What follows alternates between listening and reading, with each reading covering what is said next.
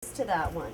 But since I just printed these, if I were to put this screen down to print, I think it's an apple, some of the ink from the cherries will pick up on the screen, and then the next time I print, you'll get a shadow print of that. So the way I avoid that is I take a piece of paper and put it over what I just printed. And now I can put the apple close to it and not have that happen. So I'm just going to put an apple right here. And I just place it where I feel like it, and then I just print it.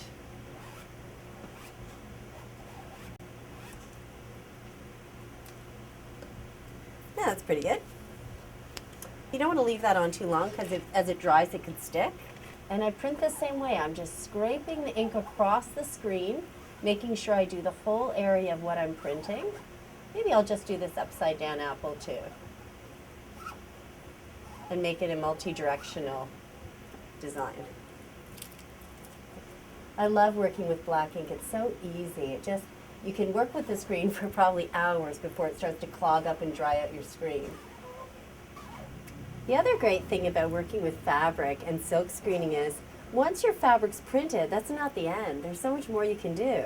Like, we're going to cut this out and make it into a cute apron. We're actually going to hand paint it with the same inks that we print with, and it's going to be just beautiful. And like I said before, don't worry if your prints aren't absolutely perfect. I think that's the beauty of something hand printed. It's cute when you get a little bit of a print you're not supposed to have, or something doesn't print perfectly. The funny thing now is things that are mass produced try to mimic that and build that right into their design of having it look like it's hand printed and imperfect. So it's part of the look, in my opinion.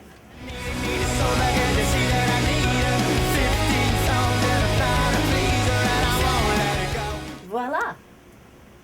Who doesn't want a crazy looking pillowcase? That's what we're going to create, because let's say you wanted a pillowcase covered in cockroaches and nails and tacks and barbed wire.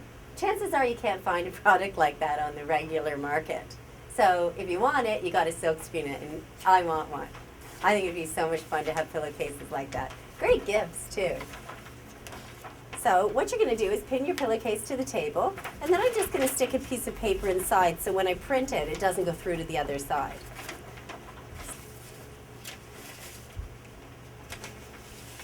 Okay, so now let's print this pillowcase. I think this is going to be fun. And to me, that's kind of a nice, vibrant cockroach red. I don't know about you. So let's print this.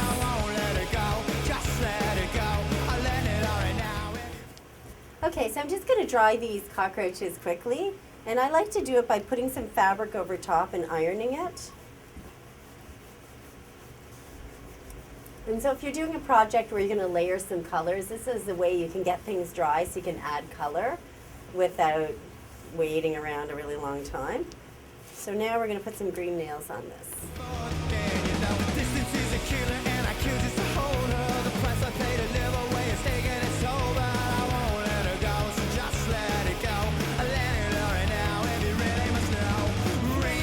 This is done. I think it's gorgeous. This is a pillowcase like I don't think anybody's ever seen before. I think it rocks. We're going to print another t-shirt now, but with a different kind of look. Instead of centering an image, let's do an image off to the side, and I'm actually going to have it cross over the side seams of the t-shirt just to make it kind of different look. And we're going to use the very beautiful I'm with Stupid, just to have your own crazy hand drawing. So I'm going to have that arrow go right off onto the other side of the shirt, so when you're wearing it, it kind of wraps around. I think that's kind of neat. And I'm just going to use black ink for this. So all you do is squish the ink across.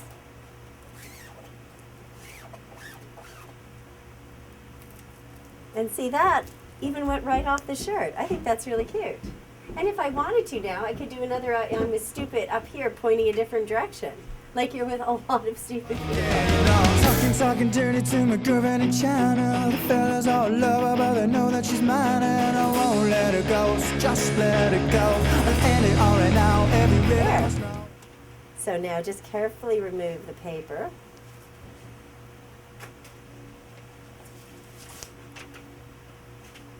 And there's your cute shirt. So now we're going to print this canvas with a photographic image of my grandmother, because I think that's a great way to make a piece of art.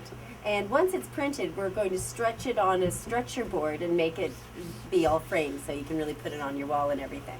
So first we're going to start with the ruby lift part that we did earlier that will give color to the hair, the eyeshadow, the lips, and the shirt.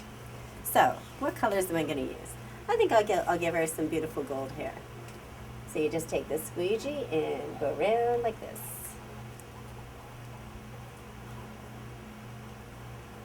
Just being kind of careful not to get the eyeshadow. So there's the hair, that's done. And now I'm going to do some eyeshadow.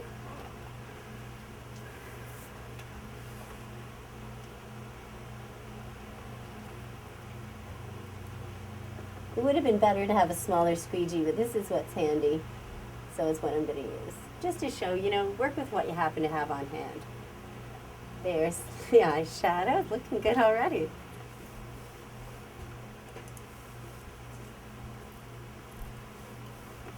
This is a neat technique. I love doing this. There we go. And now we'll get the screen that has the photographic image and put it on top. So basically I just do this by eye. So now let's put the photographic image on top of the colors.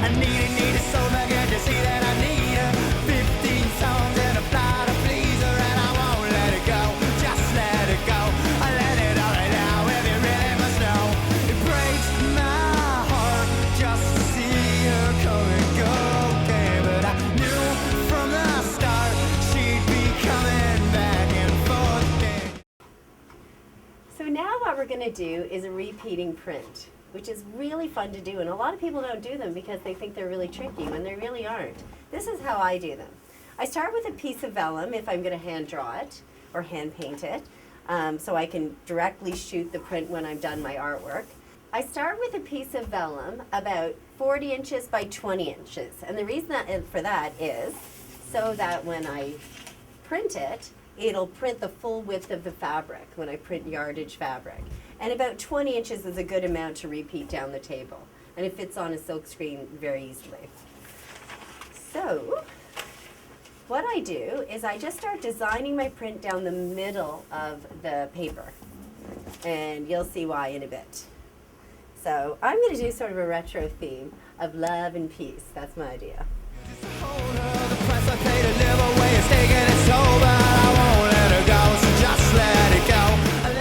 Sort of interlock things. That's what makes a repeating print fun, is like, oh, there's no stop or start to it. It's just you could cut the fabric anywhere to make something. So that's what you should keep in mind when you draw a repeating print, is that it's just every bit is something you can look at. So you could cut the front of a dress here or a sleeve out of here and it just wouldn't matter. She'd be coming back and forth, getting on. Talking dirty to my girlfriend in China. The fellas all love her, but they know that she's mine. Okay, so now I've done the designing through the middle of the print, and now I just have to wait for the India ink to dry before I can do the next step. Okay, so the print is pretty dry, so I think we're ready for the next step. What I'm going to do, this seems weird, but it actually will work, just trust me, is we're going to cut the print down the middle. And when I cut it, I try not to cut through a line. Like, I don't want to cut right through this line of part of the R. Instead, I want to go to where the R attaches to the flower. And I'll explain why in a bit. So try to, when you cut it, just cut images apart from each other. If that makes any sense. And it all right now, every really must know. I need it so bad, can't you see that I need it?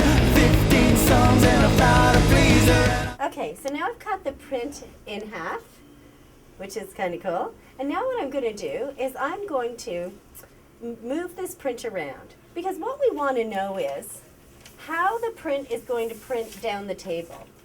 Because we're going to print this print and we want it to all repeat nicely. So how are we going to make this side and this side match up nicely so we get a nice repeating print? Well, we know that the middle matches up nicely, right?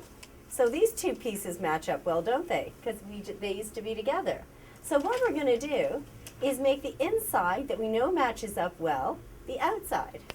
So we're going to take this and bring it over here, thereby making the inside the outside. And now we're going to create a new middle. That's what our big trick is.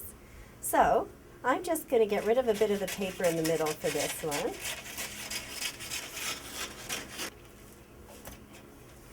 And I'm going to tape this together.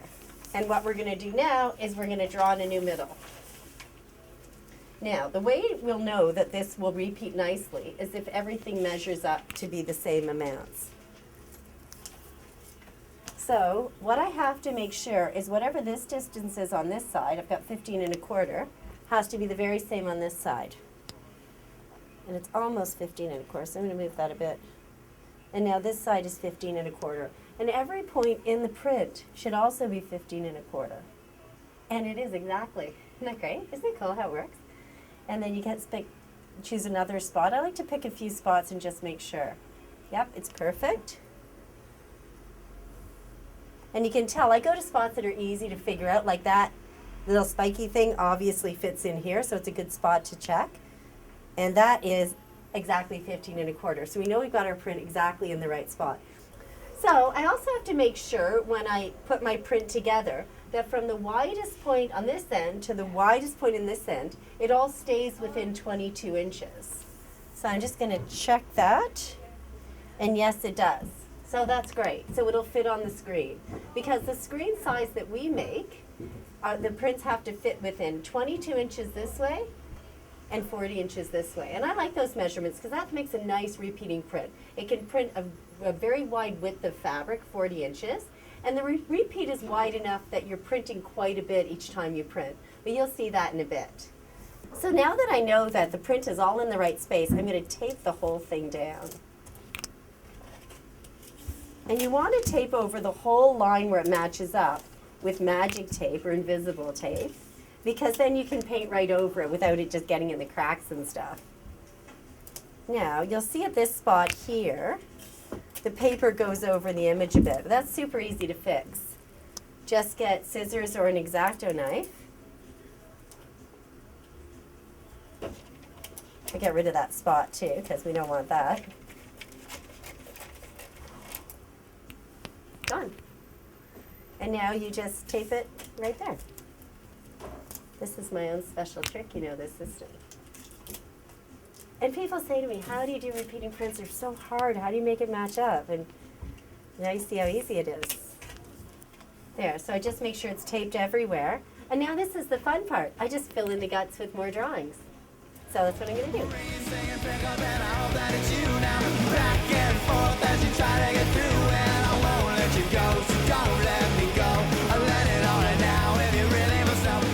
I think it's done. So now the ink is dry on this print, and there's a few little things I have to do before it's ready to shoot onto a screen. First thing I have to do is get rid of this extra roll of vellum here. Because if you have 2 layers of vellum on your screen, it's opaque, and you'll just get a big bar of print right there instead of the print that you want to get. So I'm just going to get, on the back side of it, I'm just going to get rid of that.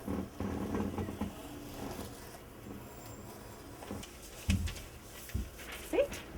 And now we're ready to go. This print is ready. And this is a good repeating print. And what we're going to do soon is print it down the table, and then you'll be able to cut out whatever you want. One thing I like to do once I finish making a print, sort of a tradition of mine, is I take the print like this, and I put it around me like I'm making a skirt. And that gives me a really good idea of what it would look 3-dimensional as a piece of clothes, because I tend to make women's clothes out of my prints. So I just go like this, and then I walk over to the mirror and I take a look. Really gives me an idea if it's going to work out the way I want it to. Doesn't it look nice? So now that this new print is done, I thought it might be interesting to show you the print that I just made and another print that I made before. This one's obviously pen and ink, and this one's ruby lith, but they're both done to be repeating prints. And they also have another thing different about them that I think is interesting to know. This print is a one-directional print. So when you cut out clothes from it, or pillows or whatever, this is going to be the top of the print, and this is near the bottom of the print. So it always has to be this part at the top, this at the bottom, because all the writing goes one way. You can't use it two ways. With this print, there's no up or down with it. You can cut the fabric this way, because some of the mermaids are upright this way, and then some of the mermaids are upright right the other way around. And I'm quite conscious of that when I design prints, which way the prints are going to go, if they're going to be one directional or two. Some prints just look better going one directional. But if they're two dimensional, in some ways it's better because it's much easier to cut clothes out, because you can put pattern pieces this way and this way and move them around more. You've got more opportunity to put the pattern pieces different ways to use the fabric more efficiently.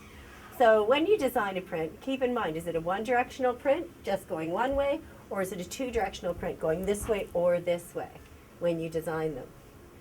So we took that print that we made and we put it on a screen. Here it is, ready to print. And when we do our large prints, we make a special large size screen for them. And we tend to do them a measurement of about 33 by 44 inches. And that fits a big repeating print that's usually about 20 by 40 inches on it really nicely. Once you get the design on the screen and you staple down a long piece of fabric to print, you want to register your print so you know where you're going to print so the whole thing matches up nicely. And the way I figure out the registration of any given print is by measuring it with a measuring tape.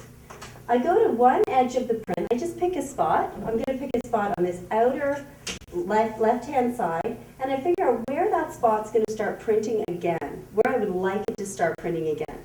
I'm not measuring the width of the print, I'm just saying to myself, where do I want the tip of this flower to start printing again when it prints the next time? And here, I see it as being 15¼ inches. So if I measure 15¼ inches over and move the screen over, it'll be in the right spot.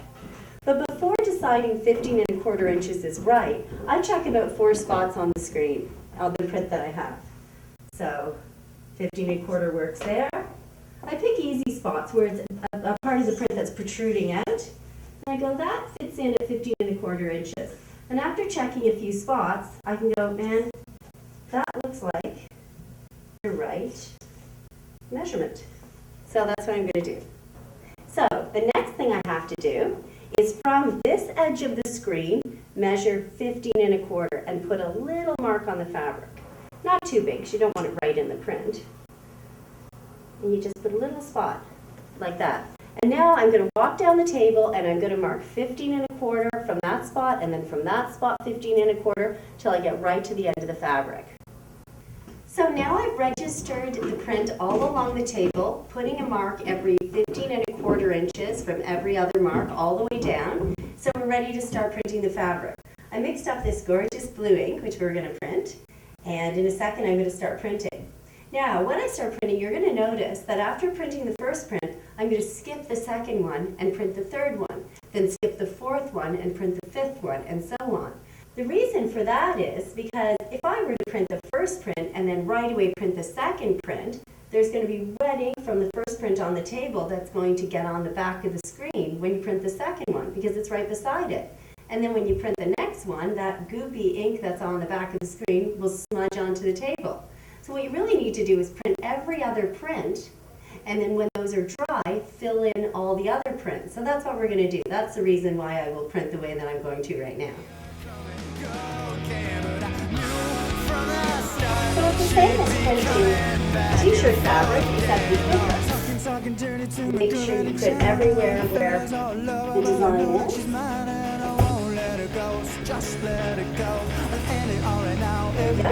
Now what you're going to do is put the screen, put this on the fringe on the other side, right up, and slide it along.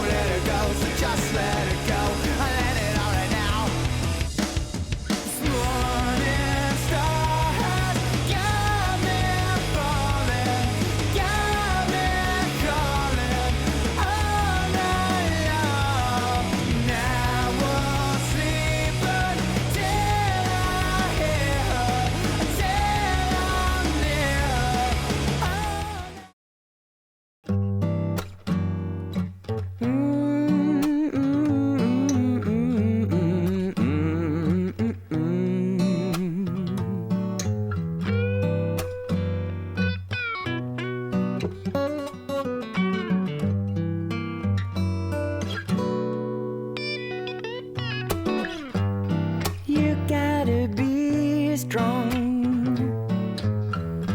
No one will ever do it for you. You've been here for so long.